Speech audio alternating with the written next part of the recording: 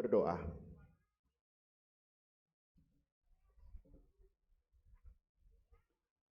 Allah yang Maha Kuasa dan Kekal, tambahkanlah iman, harapan, dan kasih kami.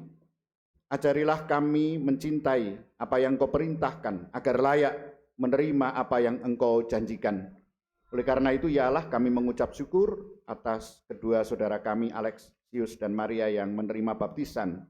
Syukur atas hari ulang tahun Regina Clarissa, dan syukur pula atas terkabulnya permohonan berkat novena 3 kali Salam Maria dan Hati Kudus Yesus. Semoga syukur ini memperteguh iman kami.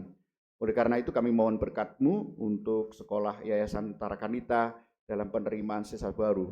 Semoga apa yang mereka harapkan berkenan kepadamu. Kami juga berdoa untuk Bapak Matius Tinus Iwantoro, Mikael Indra Kristianto Sukandar, dan Ibu Lili Krindrawati yang sudah Kau panggil. Berikanlah istirahat kekal setelah menghapuskan segala dosanya. Demi Yesus Kristus Putra-Mu, Tuhan dan pengantara kami, yang hidup dan berkuasa bersama Bapa dan Roh Kudus, Allah sepanjang segala masa. Amin. Kita mendengarkan sabda Tuhan.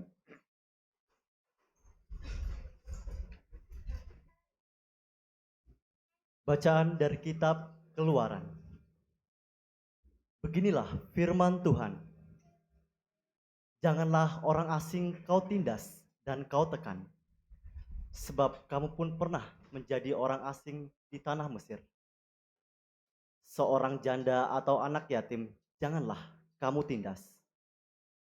Jika engkau sampai menindas mereka ini, pasti aku akan mendengar seruan mereka. Jika mereka berseru-seru kepadaku dengan nyaring, maka murkaku akan bangkit, dan aku akan membunuh kamu dengan pedang, sehingga istrimu menjadi janda, dan anak-anakmu menjadi yatim. Jika engkau meminjamkan uang kepada salah seorang dari umatku, yakni orang yang miskin di antaramu, janganlah engkau berlaku sebagai seorang penagih hutang dengan dia, dan janganlah kau bebankan bunga kepadanya.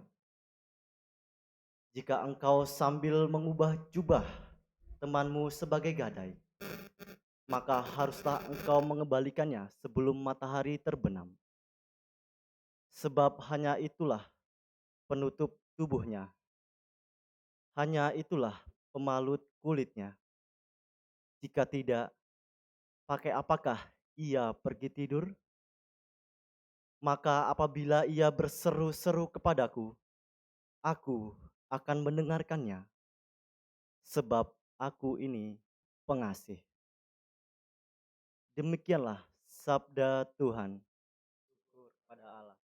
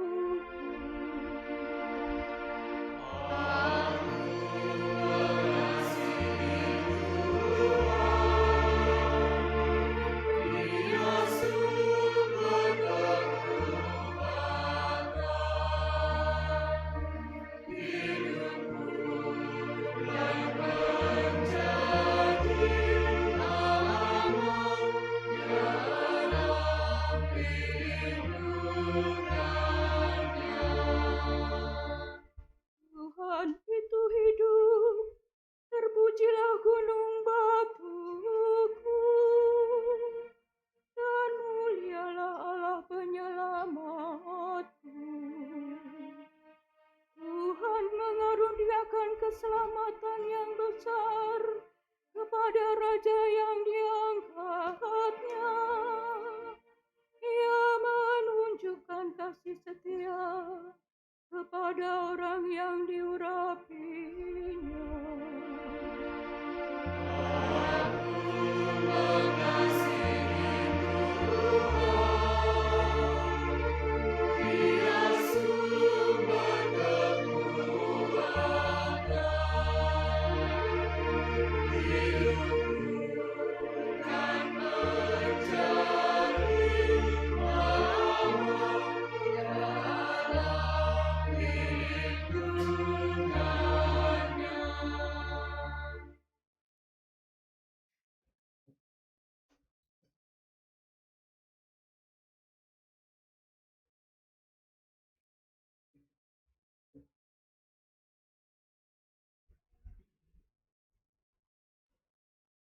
Bacaan dari surat pertama Rasul Paulus kepada jemaat di Tesalonika.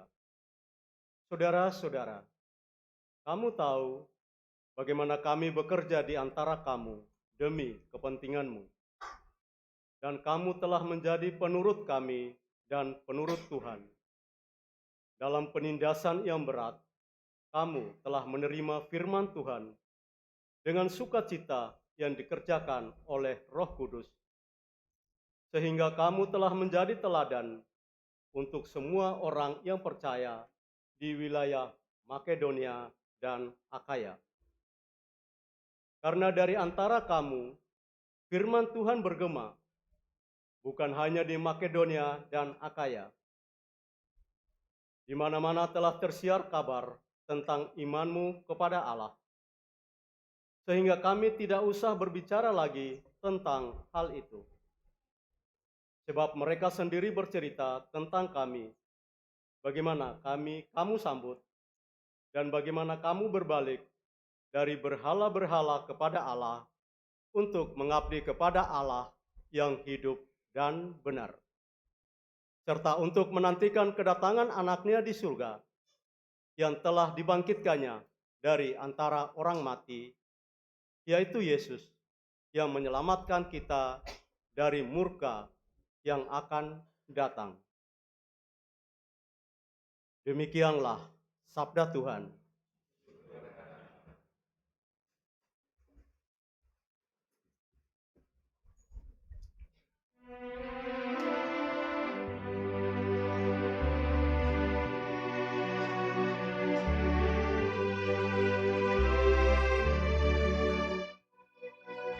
Haleluya, haleluya, haleluya, haleluya.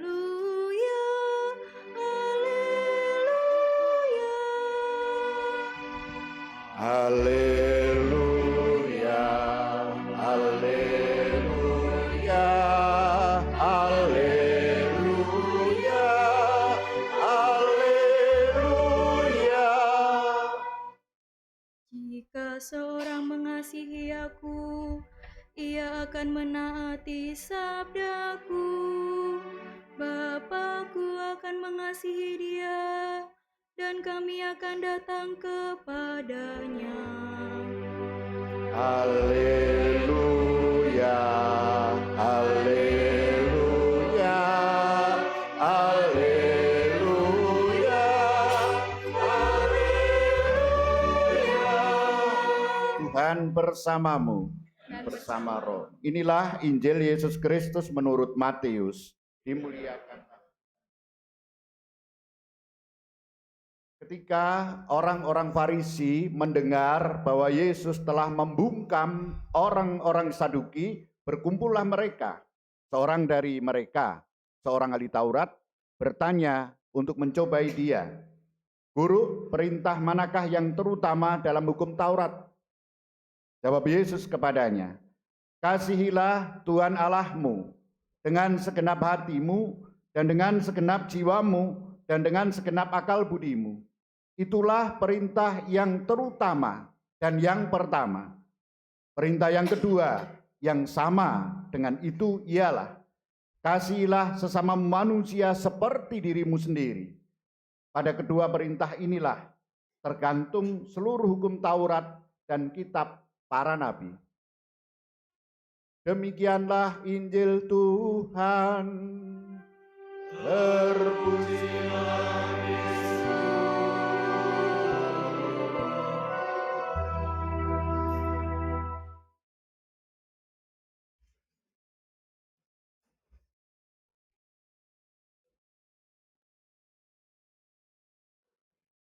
hari ini Tuhan Yesus menegaskan kembali bahwa mengasihi Allah tidak dapat dipisahkan dari mengasihi sesama dan sebaliknya. Mengasihi sesama tidak dapat dipisahkan dari mengasihi Allah. Kasihilah Tuhan Allahmu dengan segenap hatimu, dengan segenap jiwamu, dan dengan segenap akal budimu. Itulah hukum yang utama dan pertama. Dan hukum kedua sama dengan itu ialah kasihilah sesamamu manusia seperti dirimu sendiri. Beberapa hal mendasar dapat kita renungkan bersama para saudara. Yang pertama, Tuhan Yesus tidak pernah memisahkan Allah yang tidak kelihatan dan sesama manusia yang kelihatan. Menghadapi sesama manusia yang kelihatan berarti berhadapan atau menghadap Allah yang tak kelihatan. Dan sebaliknya, menghadap Allah yang tak kelihatan berarti menghadapi sesama manusia yang kelihatan. Tidak mungkin dipisahkan. Di balik wajah sesama yang lemah, yang miskin, rapuh, ada wajah Allah yang agung. Dan di balik keagungan Allah ada wajah sesama manusia yang konkret, yang lemah, tak berdaya, dan rapuh.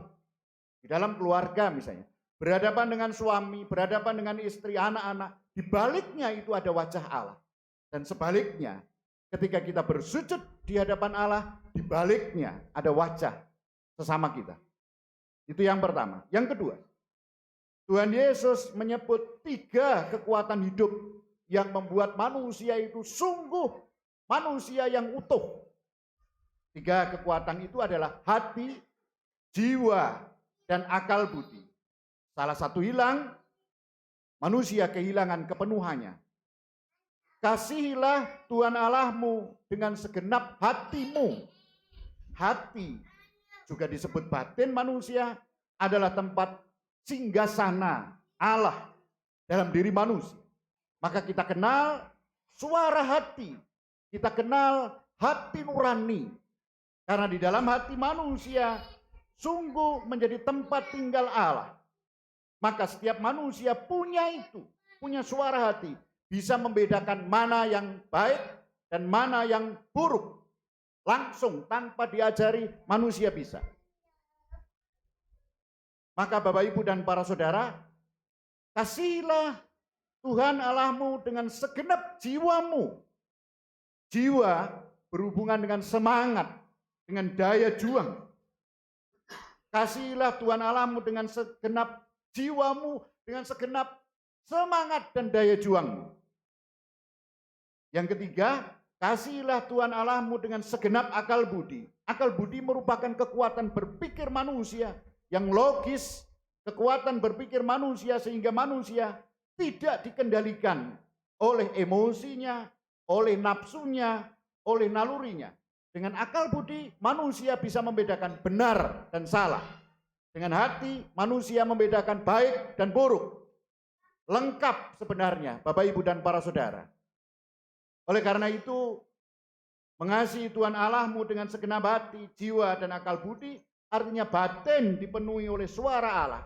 Semangat digerakkan oleh Allah, serta akal budi selalu dijernihkan oleh kehendak Allah.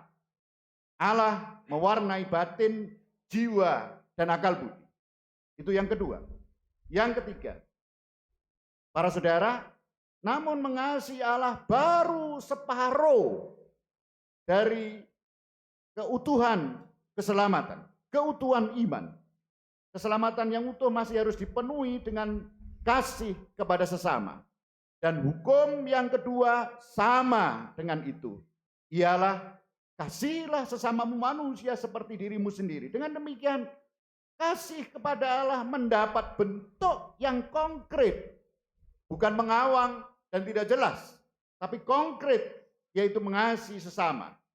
Dalam mengasihi sesama, Tuhan Yesus menegaskan kata-kata seperti dirimu sendiri. Seperti dirimu sendiri. Penegasan Tuhan Yesus ini seperti dirimu sendiri menyadarkan saya dan para saudara bahwa mengasihi sesama ukurannya adalah diri saya sendiri. Ukurannya adalah diri saya sendiri. Artinya, saya dan Bapak Ibu para saudara selalu ingin bahagia, selalu diri saya ingin gembira, selalu diri saya ingin memperoleh kebaikan-kebaikan, selalu ingin diri saya berharga di hadapan orang lain. Maka lakukanlah itu pada sesamamu. Lakukanlah yang membahagiakan sesamamu. Lakukanlah yang memberikan kebaikan bagi sesamamu. Lakukanlah yang berharga bagi sesamamu. Bukan sebaliknya. Ukurannya adalah diri sendiri. Maka menjadi sangat jelas, beriman yang benar yang menyelamatkan adalah semakin rajin dan semangat dalam beribadat kepada Allah, pasti akan semakin peka dan peduli pada sesama. Dan sebaliknya, semakin orang tulus membantu. Seringkali kita mengatakan, aku ini loh tulus, aku ini yo tulus. Semakin tulus dan peka terhadap sesama akan membawa untuk bersujud di hadapan Allah dengan setia.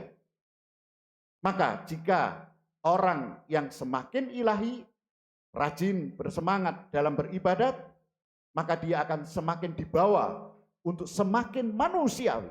Orang yang semakin ilahi, semakin banyak melakukan kegiatan-kegiatan rohani, semakin manusiawi sebenarnya. Dia semakin memiliki hati yang penuh welas asih pada orang lain. Dan sebaliknya, orang yang bekerja di luar dengan penuh belas kasih pada sesama, semakin ilahi tentunya, semakin bersujud di hadapan Allah.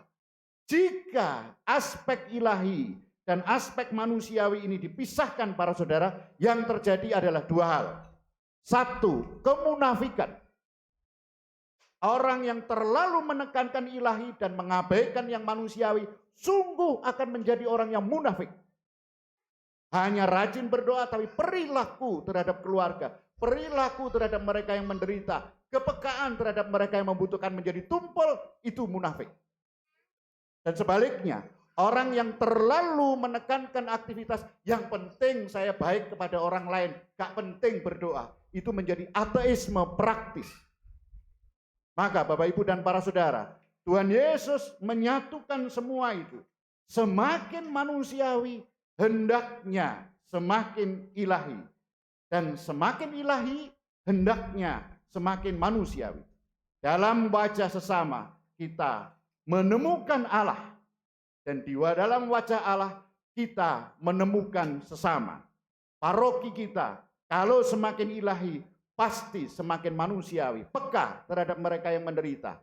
Dan jika kita peka dan menolong mereka yang menderita, kita dibawa untuk menghadap wajah Allah. Terima kasih dan syukur kepada Allah karena menemukan wajah Allah di dalam diri mereka yang menderita. Semoga kita bisa menyatukan aspek ilahi dan manusiawi dalam perjuangan hidup kita setiap hari. Berkat Allah senantiasa menyertai kita semua. Amin. Kita hening sebentar Bapak Ibu, kita kembali kepada diri kita masing-masing. Benarkah di dalam kehidupan kita sehari-hari, di dalam keluarga, wajah anak-anak, orang tua, suami, istri, kita melihat wajah Allah? Di dalam diri mereka yang menderita, yang susah, bahkan di pinggir jalan tidak kita kenal sama sekali. Tetangga kita, benarkah kita melihat suara Allah, mendengar suara Allah? Dan sebaliknya, ketika kita berhadapan dengan Allah dalam ibadat semacam ini, ataukah kita hanya memikirkan kepentingan sendiri? Apakah kita juga menemukan wajah sesama? Apa saja yang selama ini menghambat, menghalangi kita untuk berjumpa dengan Allah dalam wajah sesama dan sebaliknya? Kepenuhan akal budi, kepenuhan keinginan, kesibukan, kelelahan, kebosanan, atau apa?